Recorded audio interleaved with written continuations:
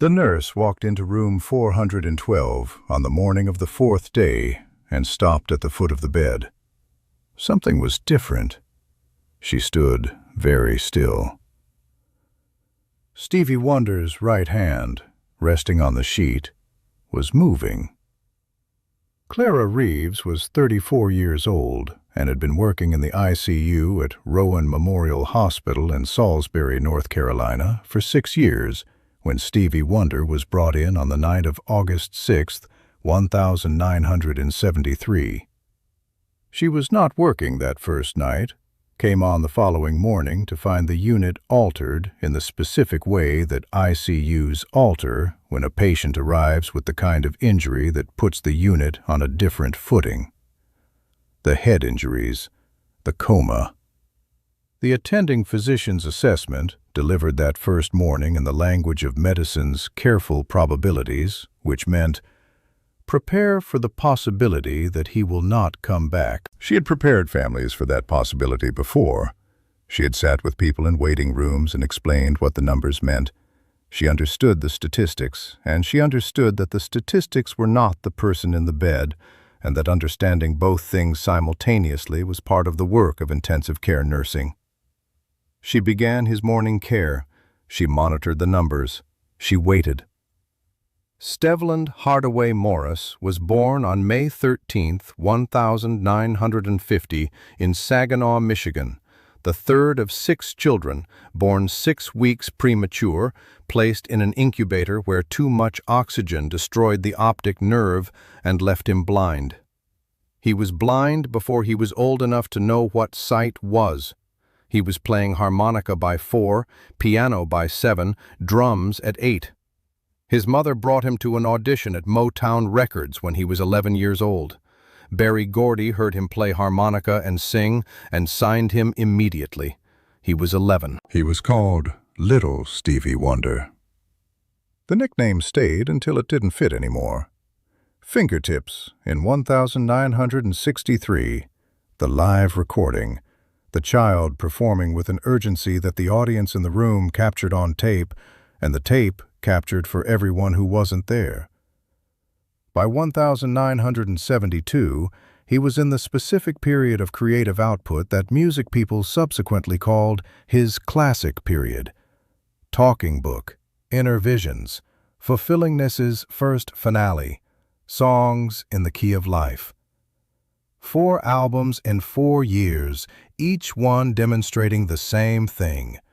A musician who had complete command of every element of the recording process and who was using that command to make music that was simultaneously commercial and uncompromising, accessible and complex, personal and universal.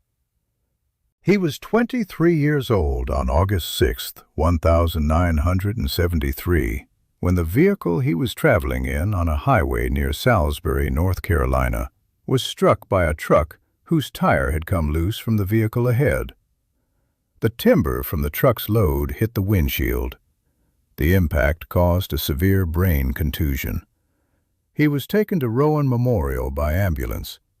He did not regain consciousness that night. The first day passed, the second, the third. Clara was doing her rounds on the morning of the 4th day when she walked into his room and stopped. His right hand, which had been resting still on the sheet since the morning she had first come on shift, was moving. Not the involuntary movement of a body processing something below the level of consciousness. She knew what that looked like, had seen it across 6 years of ICU work. The reflexive tremors and the random muscular firings that meant nothing. This was different. His fingers were moving with pattern, with repetition, with the specific quality of something that is being constructed rather than something that is simply happening. He was tapping a rhythm. She stood at the foot of the bed. She did not call anyone. She did not reach for the call button or the chart. She stood and watched Stevie Wonder's right hand tap a rhythm on the hospital sheet with his eyes closed and his body still, and the monitors above him showing the numbers of a brain that was returning from somewhere. The rhythm repeated. It varied. It developed. It was 4 beats, then a syncopation, then a return.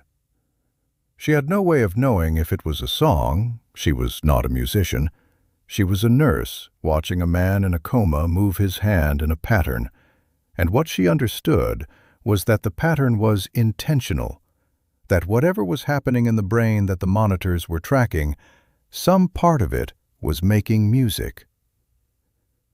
He regained full consciousness in the days that followed. The recovery was not immediate. There were weeks of rehabilitation, of speech therapy, of the slow return of the full range of what the brain does when it has been that significantly disrupted. When he could speak clearly enough to be interviewed, a journalist asked him what he remembered from the coma.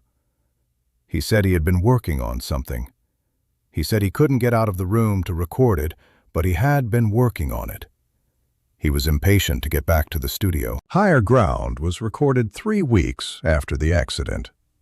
It was released as a single in September of 1973. It reached number 4 on the pop chart and number 1 on the R&B chart. It was included on Inner Visions, the album that had already been recorded before the accident, and was released 3 days after it on August 3, 1973. The recording of Higher Ground that Stevie Wonder made in the weeks after his coma is one of the most recorded songs in the history of popular music, covered by artists across genres in the 50 years since.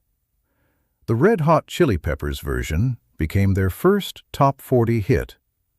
Stevie Wonder's original is what it came from, the specific urgency of a man who had been somewhere and had come back and needed to put into music what the somewhere had felt like. Stevie Wonder continued recording. Fulfilling This's first finale was released in 1974. Songs in the Key of Life in 1976. The double album that many critics regard as the single greatest achievement of his career. The record that took 2 years to make and that Berry Gordy waited for, and that, when it arrived, confirmed everything that the classic period had been building toward. He has continued making music for more than 50 years since the accident. He has won 25 Grammy Awards, more than any other solo artist in the history of the Recording Academy. Clara Reeves retired from nursing in 1995. She worked ICU for 28 years total. She had seen, in that time, the full range of what happens to bodies in crisis and what happens when they come back from crisis. She had seen recoveries that were extraordinary by any measure. She said, "I have been in rooms where remarkable things happened. I have watched people come back from places that the numbers said they might not come back from. I had not stood at the foot of a bed and watched someone work on a song. That is what I watched. A man in a coma making music with his right hand on a hospital sheet. I don't know what the word is for that. I just know what it looked like. It looked like he was never really gone." Not the Grammy Awards, not the double album.